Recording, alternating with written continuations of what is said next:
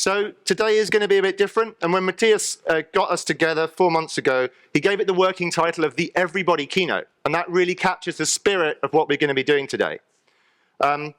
So we'll be having a conversation, not just having a talk. And we're going to be inviting you in that to really contribute at the level that you feel comfortable at. So if there's anything that you would rather not take part in, any conversation, that's fine. Just stay in listening mode, and you can pay attention to what's going on around you. So today will be a little bit different, but we hope you enjoy that experience. Mike, how's it going to work? Yeah, so that's my bit. We get to cover, I think I actually need you, Dan, if you could advance it for me. So I get to cover the when and how, which is happening right now. So you're going to have this opportunity to participate as comfortable as you want to that level. And you're going to have 3 ways to contribute. 1, we're going to launch some online forums periodically throughout. So you're going to have the opportunity to hop up there. We'll provide the QR code. We'll provide a link. So have your favorite device handy if you brought one, and you'll be able to contribute that way. If you didn't happen to, just jot down a few notes. Then you'll also have an opportunity as you respond online or taking your notes to chat with the folks around you. And lastly, these 3 up here are taking on the monumental task of synthesizing everything that you offer in response to those questions. They'll be anonymous, so have at it. We will harvest them. We'll share them out with the community. This is all being created under a Creative Commons license. We'll share a bit more about that at the close of the conference to share it going forward. So going one step further here, and then yet one more step, Dan, if you could. So 2 instructions. Whenever you see the green and blue stickies, that's just going to speak to how we're going to spend our time and what the process is. So be on the lookout for that. And Dan's going to do a fantastic job of explaining that. And then lastly, our monkey, speaking no evil. So every time you see that, that's going to be our request to stop talking, come back to the group, and we'll carry on stage. Sound good? Everybody got it? Great. I'm going to join you in a minute, so please save me a seat. Okay? With that brings us into the check-in. So you understand how the process works? Let's give it a go. So you have a QR code there that will take you to the right link. Hopefully you've got a smartphone. If you don't, you can use the link that we've got here. So there's a URL. You've got dddeurope.com/keynote/check-in. That will take you to the form. We're going to give you 1 minute now to answer that check-in question, which is, what is something that you're newly excited about? It can be anything. Just what are you newly excited about? Get some thoughts down in the form, and then in a minute, we'll let you know when it's time to move on to the next step.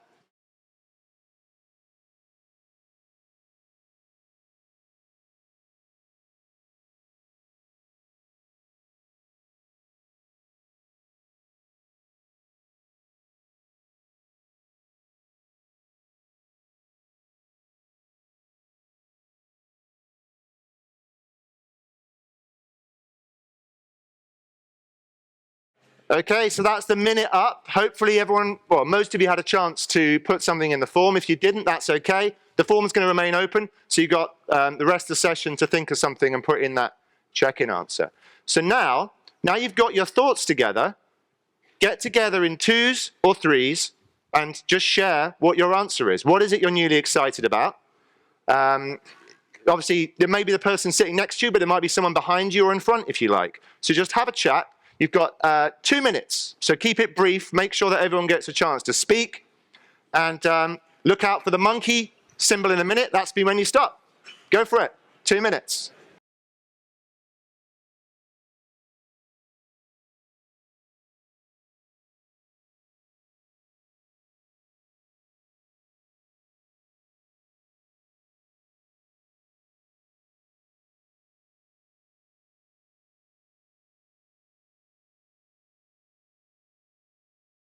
Please finish your conversations. That's your 2 minutes. Hopefully everyone had a chance to share something about what they're excited about. And thank you for being quick to stop talking. I know it's not easy. It might get a bit harder later on. So here we are with the check-in. Here we are. He's up there. As I promised, I decided to join you. So the energy was awesome. It was just kind of bubbling up from here. Thanks for saving me a seat also. I appreciate that. So something that you might be wondering about, I know I am. Diana, Gayathri, and Andrew have been up there, and I'm wondering what you're newly excited about. What do you have for us, Diana? Get us started. Being here, obviously, but in the last time I was here was 2020, so that was 847 years ago. And just that here we are. It's been a long 2 years, so I'm so grateful to. So I'm newly, oldly excited about that. Thank you. It's great. Myself, I'm also excited to be back in the midst of such a wonderful community. I have a sense of belonging here that I don't have with many other communities, so it's great to be here. We co-presented a talk 2 years ago. That was one of the best DDD Europe conference I've been to, but I think this year it will take the cake. Whoops. Yeah, so I'm also super excited about this, but I'm also, because as I said, the idea behind this kind of came from my talk idea. So I'm also excited about something which I'd like to explain to you quickly. And then what's really exciting is we're going to have a conversation about my crazy idea. So the thing that I'm going to explain about is around about the doing of architecture. And so to frame that, what I think everybody will be aware of is that architecture and software specifically is moving really, really fast. And software is moving faster and changing faster.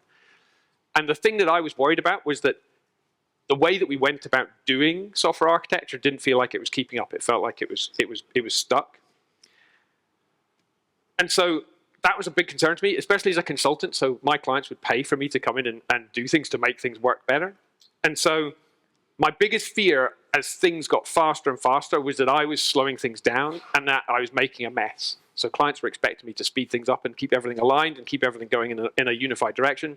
And the opposite was happening.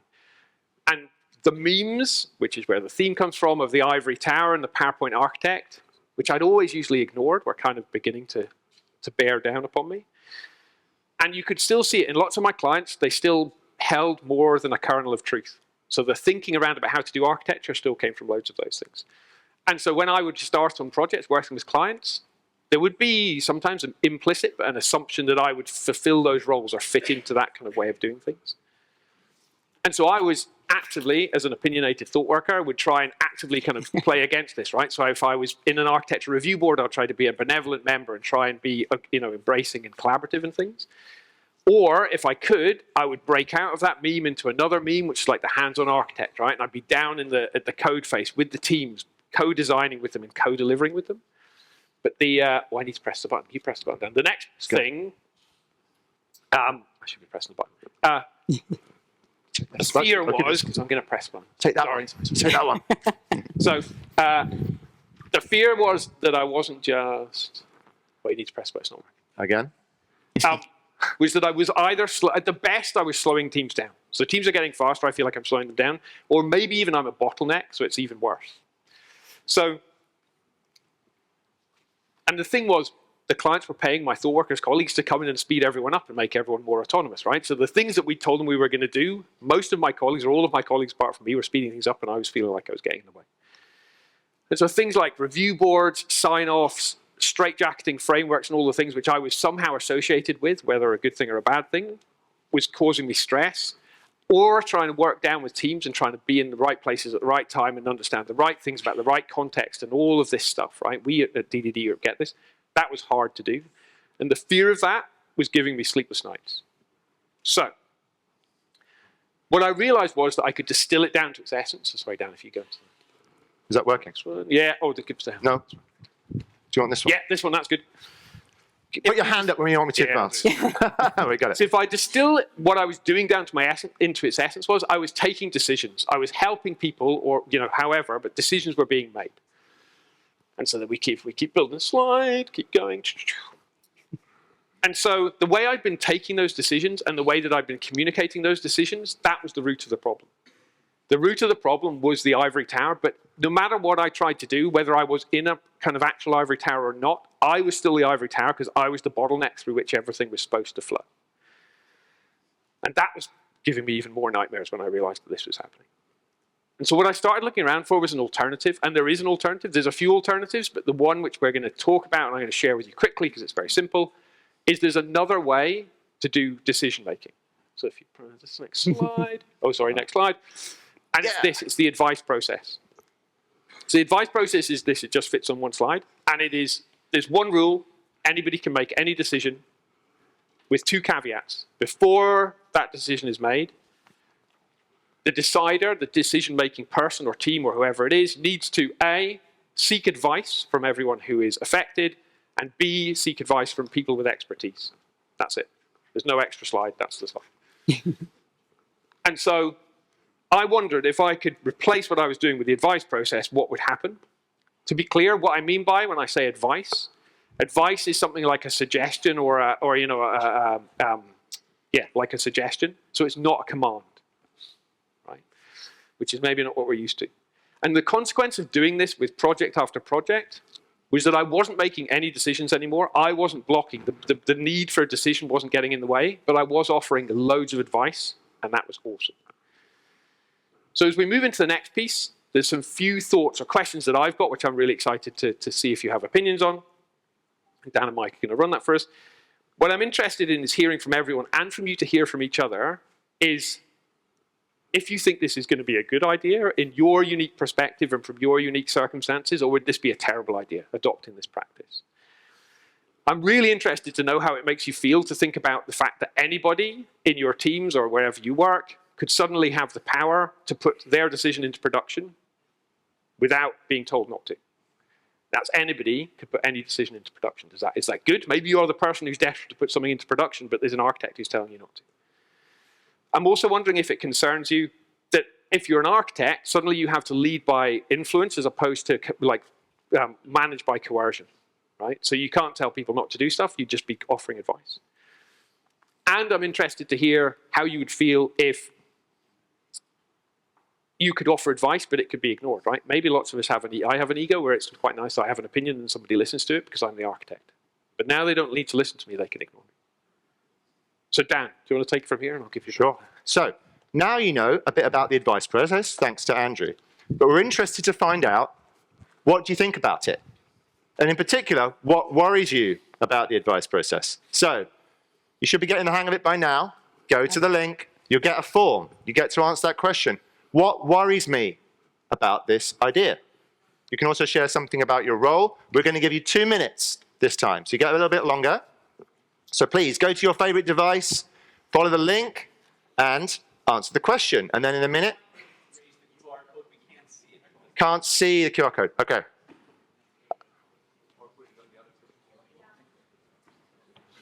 So we'll try and get that moved up.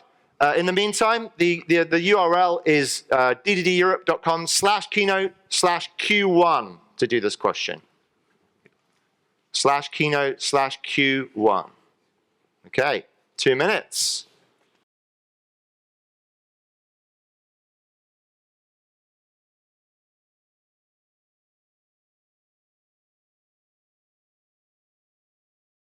Okay, so that's 2 minutes on the form. Hopefully everyone had a chance to put something in. If you didn't, that's fine, because we do keep the form open, so you've got a chance to fill it in later if you want to. We're going to go into small group discussion again. So you had a think about what your worries are.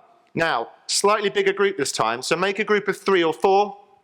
Could be people maybe behind or in front of you. That might be the best way to form a group. You might even need to get up if you're on the end of a row and walk to find a group. 7 minutes. You get a whole 7 minutes now for your conversation. So, what worries you about your advice process? Try to make sure everyone has a chance to speak. Keep it as brief as you can.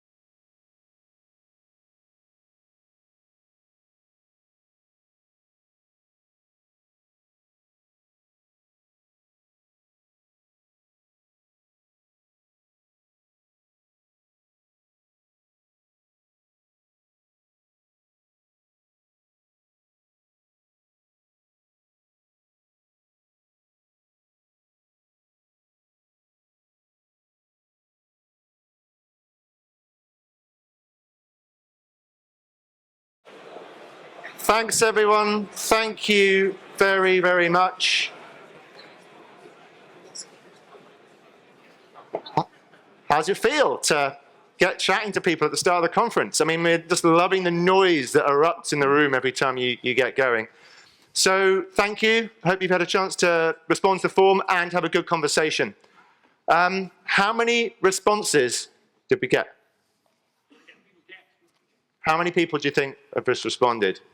How much data do we have? What? Optimistic. 424. So pretty good. Yeah. 424 people have told us their role potentially and what they worry, what's worrying them about the advice process. So, Mike. you've given Diana and Gayathri and Andrew a lot to consider. So, what do you consider? In this next little bit, the three of them are going to reflect on what caught their attention. They'll add some other things as we go. We'll do it in 2 rounds. They'll each take turns, a minute each.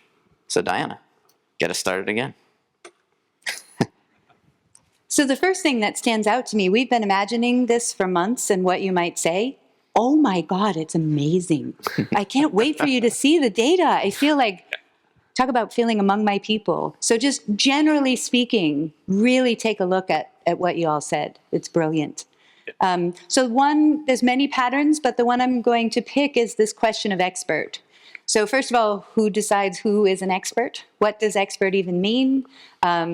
Also, it's the experts become the bottleneck, right? We've kind of replaced the architecture with the expert. People who don't feel comfortable asking for help or seeking help from experts are at a disadvantage in this, and hiring them and identifying them. Like, I need to find people who are experts, but how do I know who that person is? How'd I do? Ooh, that's never Okay, happened. extra time. Low Right. tech.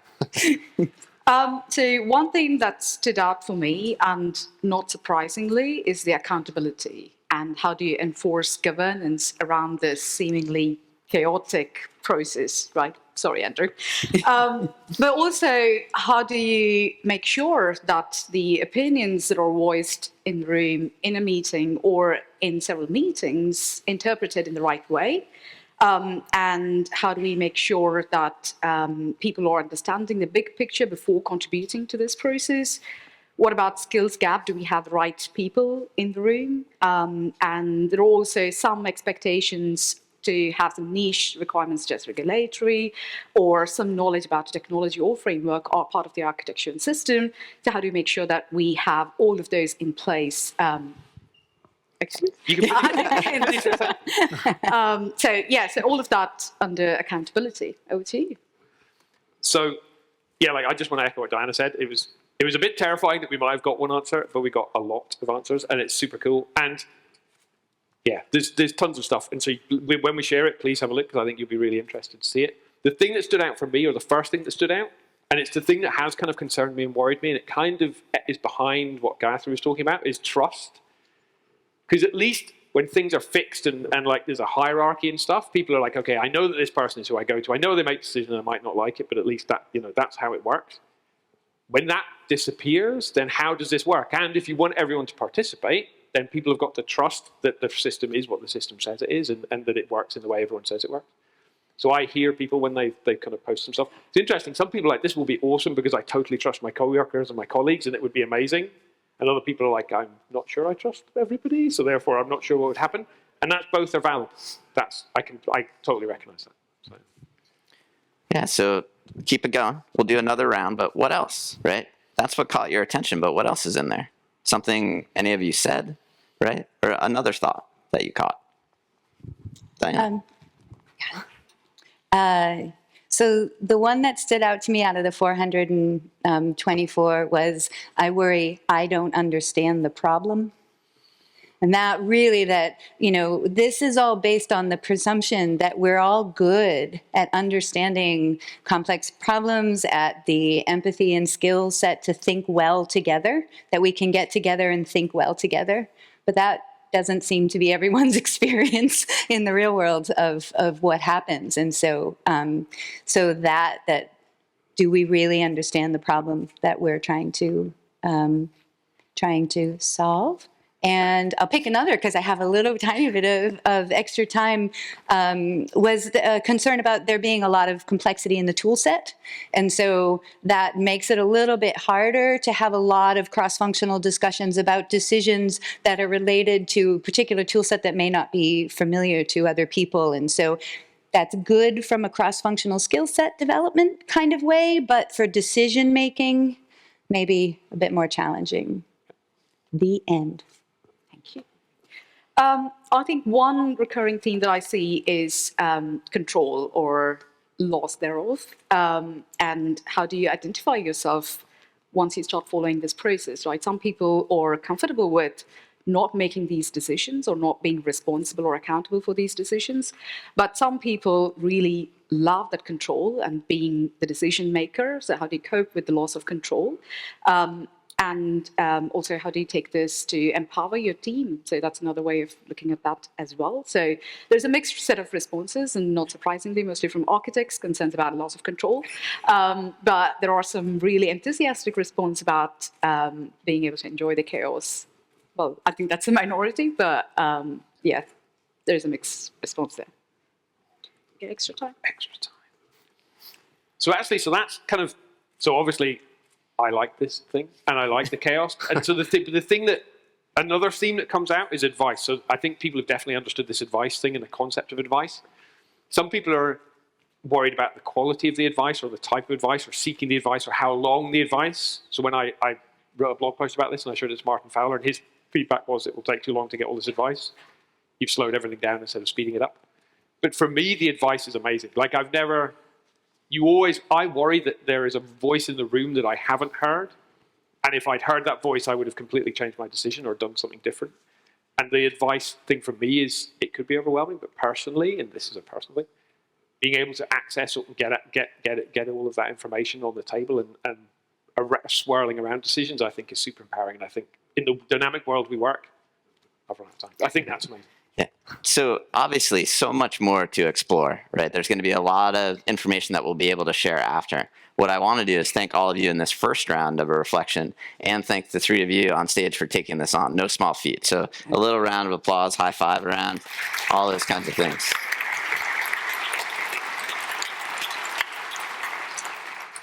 What's next? I'm not going to let my hair down, I promise. Next, you might be familiar with this by now. So let's just recap. You've had a chance to think about the advice process. You've shared your worries with us. You've shared your worries with each other. And you've heard what these fine people here think about your 424 responses. Now it's time to think about confidence and improving confidence in this process. So if we could get the QR code up on the screen again, because that is quite low for some people. So go to the link, find the form. We're going to give you 3 minutes on your favorite device to answer the question. How confident are you in the advice process, and what is an idea that you have for improving everyone's confidence in that? 3 minutes, and then listen out, and we'll move on to the next stage.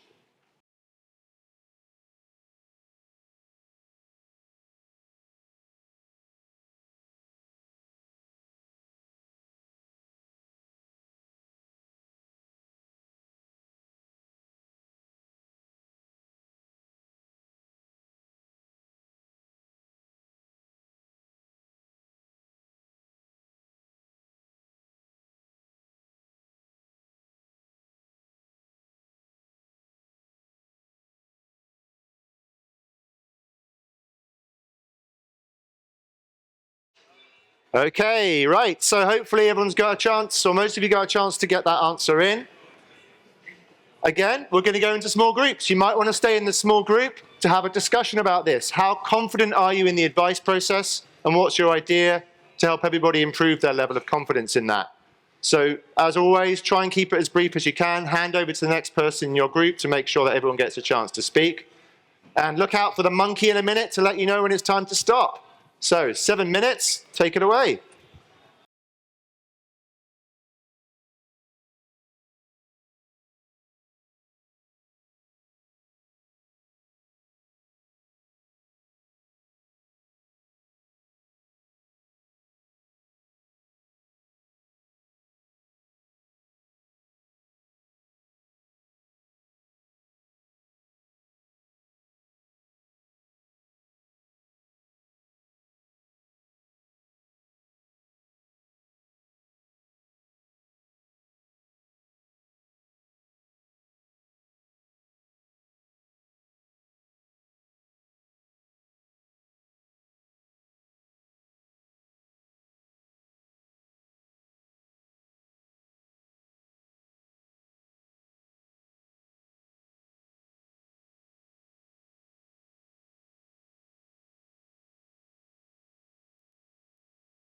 Okay, Yes. time to wrap up those conversations. And then Just finish up your conversation. That would be great. Thank you. Thank you for your contributions. Thank you for the conversation again. Hope you're enjoying yourselves. Andrew, did we get any data that time? we did. Oh, look at that. It's a bell-shaped car. Ah, There we go. So, there's some difference there, right? Little, there's some highest confidence. So a lot there, a lot to explore again. We're going to do another reflection. I'm wondering, do you want to facilitate this part since it's our second time through? Sure. All right.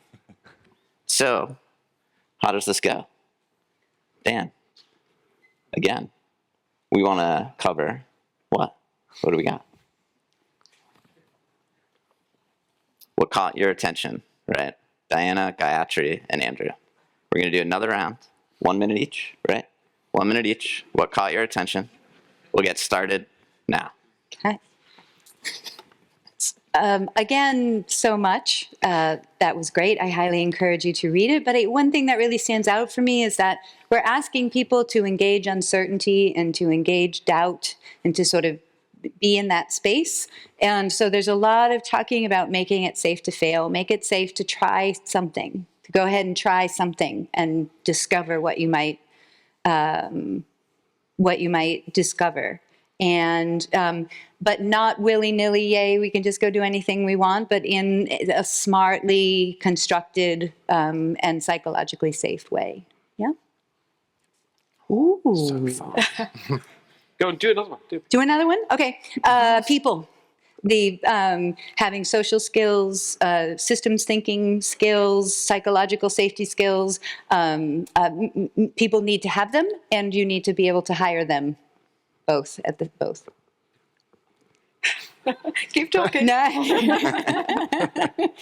okay. I think the thing that resonated most with me personally was the question of trust.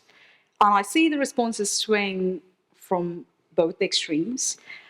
And interesting theme here is that it's more a perspective from, whoever has answered that question, and that reflects, I think, and speaks more to their organizational culture rather than the current architecture practice. So I think this process is as much about the culture and how do you build trust if there isn't one already, or how do you promote and strengthen if there is already. And another key bit, and this is a favorite topic of mine, is it breaks silos. So it has the potential to break silos, right? So you're bringing in cross-functional expertise within the room to make sound decisions that's going to be hopefully adhered to and going into production. So I think that's fantastic. And so I've got something that I could see strongly coming out, which I was worried about, actually, is personality types. So there's quite a few people saying, I'm sure this works for some personality types, but this, either they're personally reflecting that this would be a bit painful. And that's something that concerns me, because every time I've done this and it's worked, the common thing has been me in the room being me. I'm not sure if it's if it keeps going, etc., if I'm not there, if it starts up when I'm not there. And someone also pointed out, or not someone, at least a few people that I saw pointed out that maybe this doesn't work in all cultures. I've tried this. So somebody said, I'm not going to name the Scandinavian country. They said it definitely won't work in Scandinavian country. I've done this in Scandinavian country X, and it worked really well. But I think it took a while to warm up and get going. And that's the thing. I think, like, to go back to trust, like Gayathri said, and to build the skills, like Diana said, this is very much not what people come to work expecting. And I think that's a big barrier. It's people just don't expect this kind of stuff. So I've still got time. So that's the big thing. So sometimes assuming it's going to explode out of the gate and just happen immediately doesn't happen. I think I can feel people saying that. So. All right, one more round. What else, you three? Let's hear a little bit more. So a theme that came up more strongly in the first question than in the second, but sorry, I'm cheating. Than in the second, but a lot of you are concerned about time. Like, this takes a lot of time. Does it waste a lot of time? Will I have the time? Can we make the time? Will we still do time? Lots of concern about time. And, I think it's always a tricky balance, because situations that aren't working well in this way are incredibly exhaustingly time consuming, and situations that are working very well, where there's a lot of good thinking, a lot of psychological safety, a lot of ability to manage complexity, there's a lot of discussion, but a lot of code and work comes out of that discussion, right? These are very high performing teams. So what I'm reading between the lines here is, what's that grace? That graceful balance where you're investing the right amount of time. So, recently I've had exposure to a team that decided, I'm going to do Kanban because we don't want to have any meetings. Okay, we're not that. So, time. Okay. I've picked up a couple of themes on the second question, which is interesting to me because it's all about suggesting ideas to make this work. It's mainly about how do you build up confidence, right? How do you build up confidence within your team, in yourself, more importantly? How do you know that you are one of the experts in the room who can contribute to this process? Because essentially this is democratizing the whole architecture process, which I think is brilliant. But also how do you promote the approachable attitude, the fear of speaking out or sharing your opinions. I think that's important as well. How do you formalize the process around this? More time.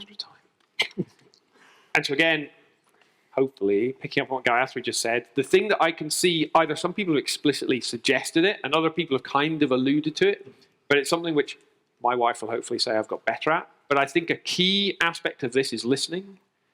And listening, it's like Diana said, it's building safety for people who don't normally talk or who aren't normally listened to have the confidence to enter that space and to share an opinion and offer advice. But it's also for the people who typically take those decisions to step back and listen to that advice and understand it and ask qualifying questions and all of those things. And I know for one, personally, that is a big thing about this. And learning that skill is something I had to learn. Having kids helped, because you have to listen to them all the time. But it's definitely listening is equally important, because otherwise, as people have also said in lots of their concerns, otherwise it's just talking. So it's got to be offering advice and listening to advice. It doesn't need to be taking advice, but it's got to glue together. So excellent. So again, much more to explore and keep talking about. I want to thank you all for what you've shared, what you've talked about with each other. I want to thank my co-facilitator who didn't know what he was getting into. So what's next, Dan? Where do we go from here? Well, we're almost at the end. And to help you transition into coffee break, one final moment of form typing and conversation. It's going to be super quick. And it's the checkout. So as you leave, what's one thing you're going to be thinking about? What is one thing you'll be thinking about as you leave this room? Use the QR code, follow the link, go to your device, and 1 minute on that, and then we'll have a really quick round of conversation, and then we can let you go.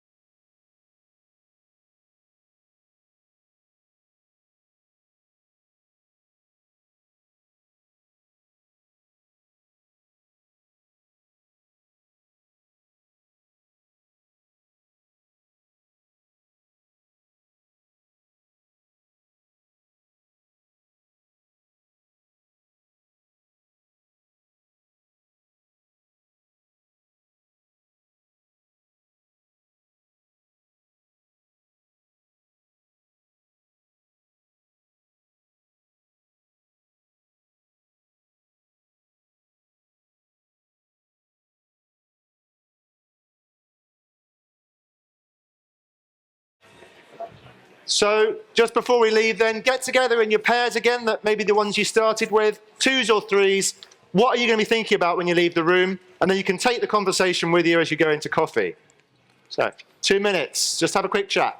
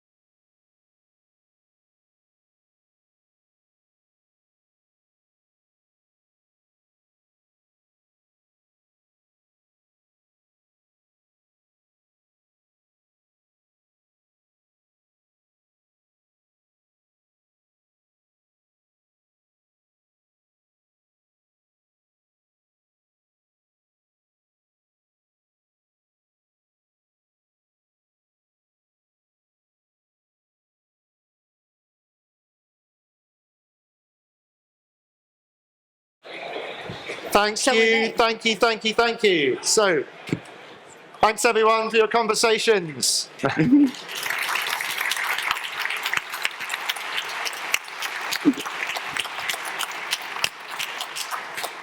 So do take the conversations with you as you're leaving. We have a Slack channel for the keynote here, so we created that last night. If you want to say anything about today's experience or carry on this conversation, please do it in Slack or on Twitter or wherever you want. Andrew, how are we going to be sharing this data so you can actually see what everyone said? So I have committed to Matthias that I'm going to crunch the data. I think Gayathri, maybe Diana, I'm not going to put her on the spot. We're now super excited all about this data. We're going to try and crunch this data, which, as Mike said, is going to be made open, like not open source, Creative Commons, and going to be shared in the DDD EU. So DDD EU owns this, all of this community owns it. We're going to try and crunch it more and distill out more stuff. So if you don't want to read all the raw responses, and there's a lot of good stuff, then you'll also get that kind of distillation. And hopefully we will present that back quickly on the closing keynote. Cues at Schiphol, notwithstanding. So We will, we'll be 100%. Okay, That's it. see you around the All right. conference. Thank you. Thank you very much, Mike, Dan, Andrew, Gayathri, and Diana.